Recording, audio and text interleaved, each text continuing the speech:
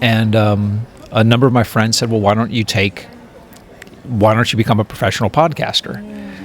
Which I had nothing better on my plate at the time, so I gave it a shot. And did it as a hobby and then turned that into a profession for about a year. And then realized I was running a media company. I think the kind of biggest problems now, I think, are around like university innovation. There's a lot of great ideas in university, but it's really hard to get professors to quit their job and start a startup. They always want to have these little, like, I'll have a startup on the side, and that never works. It's a startup is more than a full-time job.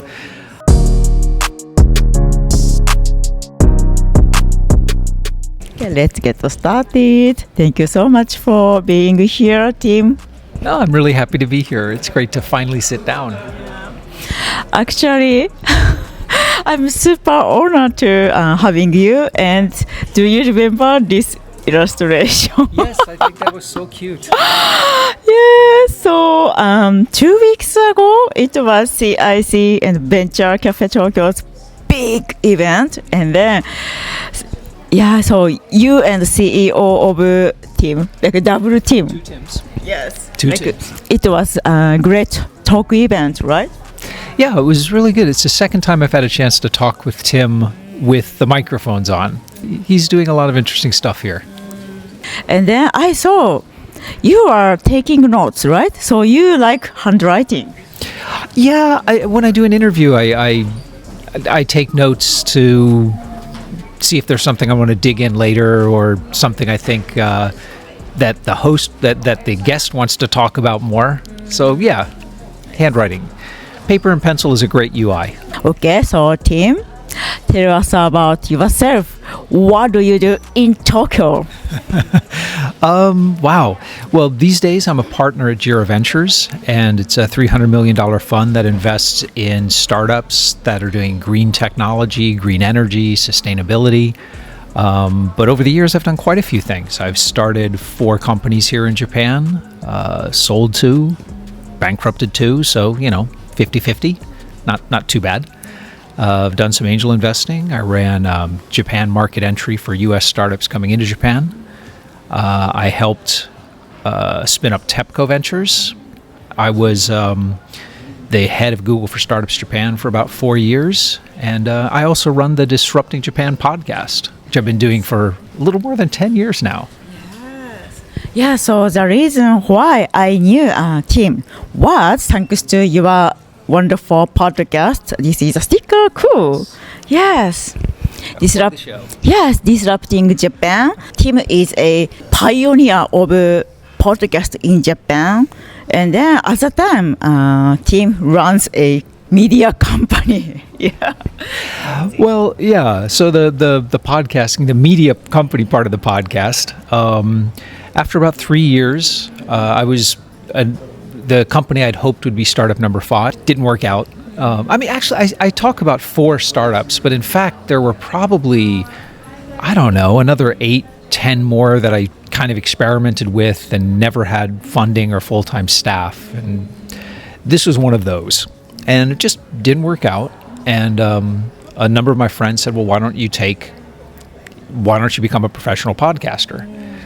Which I had nothing better on my plate at the time, so I gave it a shot. And did it as a hobby and then turned that into a profession for about a year. And then realized I was running a media company. So that just a direction in my life that didn't quite go that far, right? And moved, rather than running a media company, I ended up in VC at TEPCO, which is something I'm much better suited for than media. Yeah, I see. And then, so when you started to your podcast, Disrupting Japan, was 2014, so 11 years ago, right? Yeah. So please give us your observation. The startup scene in Japan was changed from 11 years ago to this year, 2025. What do you think? Oh, it's hard to even begin to explain how different it is now. I think probably the strongest example, and I can use the show to illustrate this. So the first couple of years, if you go back and listen to the early episodes, which they're kind of embarrassing. I was still learning how to do all this. But when I first was doing this, I would always ask people for their origin stories.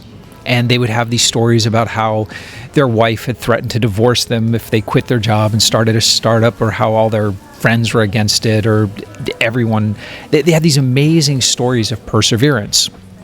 One of my guests was actually homeless when he started his company.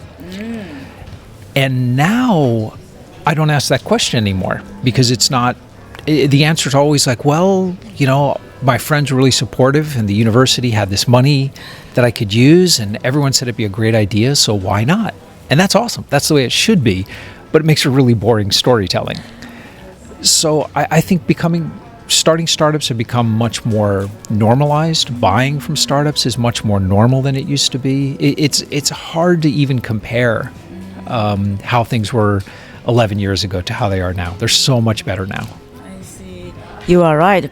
Maybe I assume government support and also startup visa, these things also kind of new things after COVID, right? Yeah, the startup visa, all the government support, both at the national level and Shibuya support down the street here, are doing really great things. But I think the importance of government support in Japan is a little different than what it might be in the US or in Europe. So the startup visa, these programs, they're wonderful. They help a lot.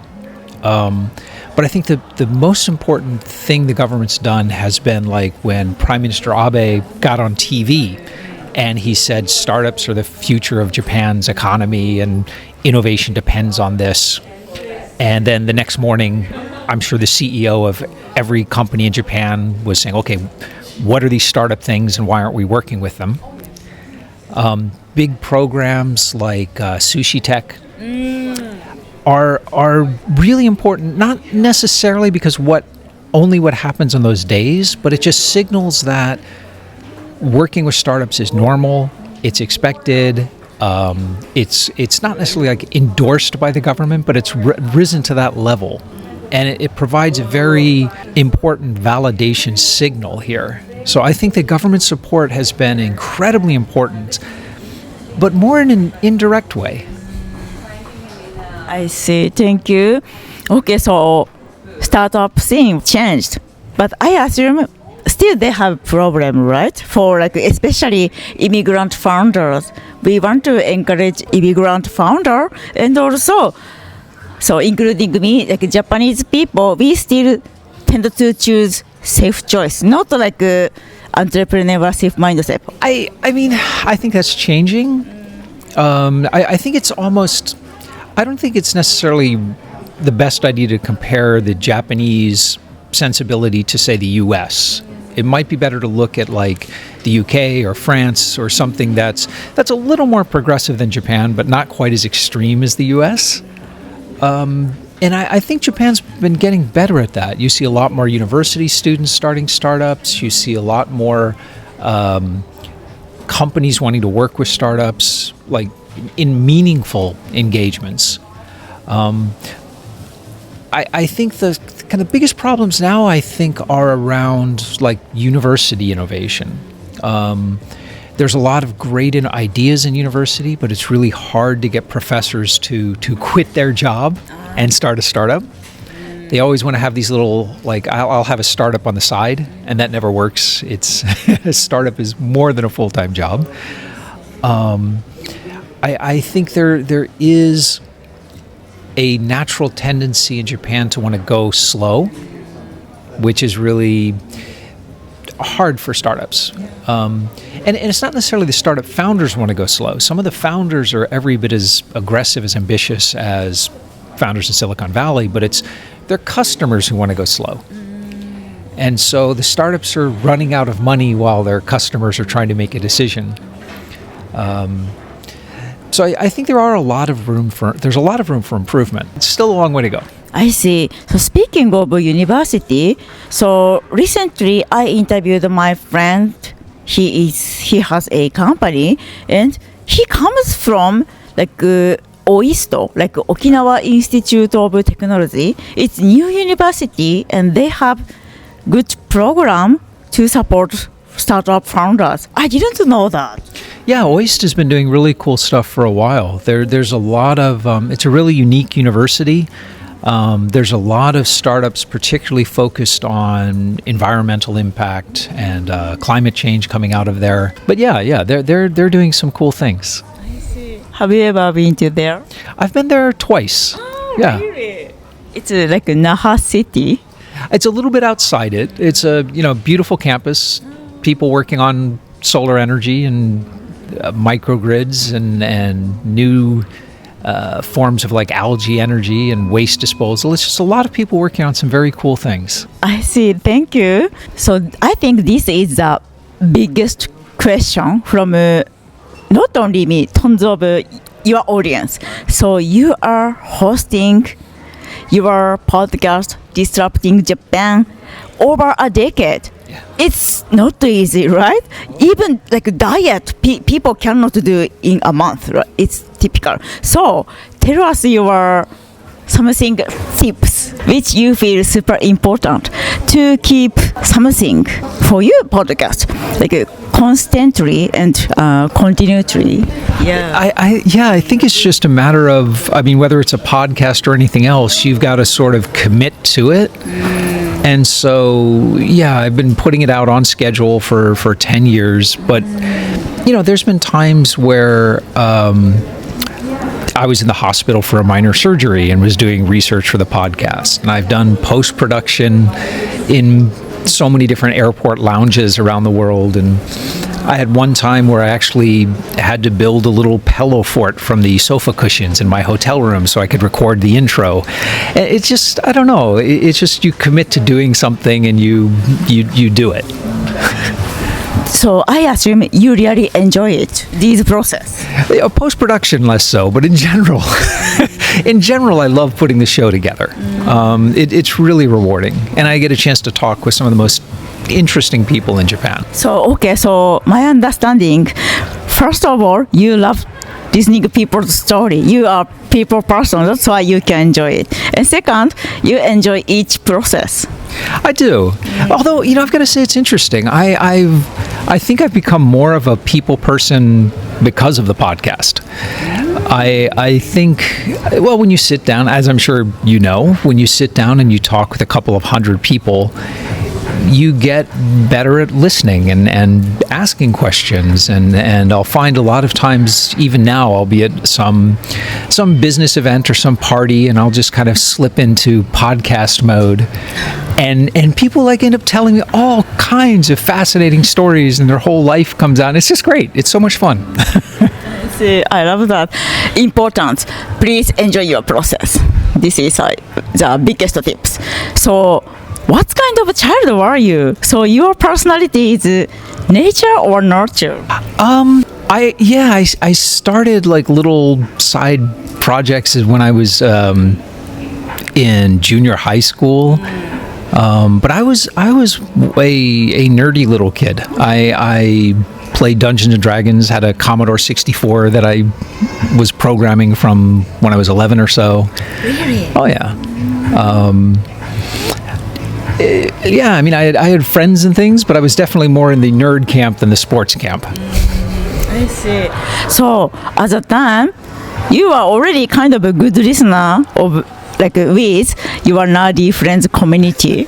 I suppose so. So, the 3 key takeaways from a conversation with Tim Romero, Part 1.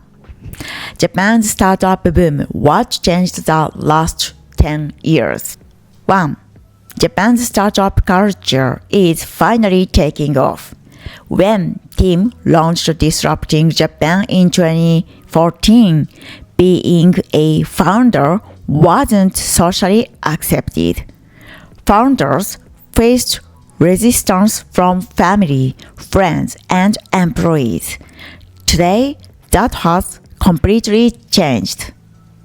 Example, my wife almost divorced me for starting my startup has become my university. My university gave me money and my friends cheered me on. Startups are no longer weird. They are accepted in Japan's new economy. 2. Tim's secret to 10 years of podcasting. Loved the process. Tim didn't just try podcasting. He committed to it. Even in airports or recovering from his surgery, he found a way to keep going. But the real secret, he learned to enjoy the creative process. Example, once he built a pillow fort in a hotel room just to record his podcast intro with decent audio. Consistency isn't about perfection. It's about loving what you do, step by step. 3. Podcasting made him a people person, even if he wasn't one. Tim used to be a quiet, nerdy kid who loves computers and Dungeons and Dragons. But over 200 podcast interviews later, he became a thoughtful communicator who people love talking to. Example, at parties, unintentionally slips into podcast mode, and people end up telling him their life stories. Podcasting didn't just build his brand, it reshaped his personality, taught him how to listen, and made human connection a joyful habit. Thank you so much for watching our episode today. We hope today's episode will help your future and career. If you like it, please subscribe us and give you a like. Okay? The next episode is the conversation with Tim Romero Part 2. Okay, stay tuned. バイバイ。またね。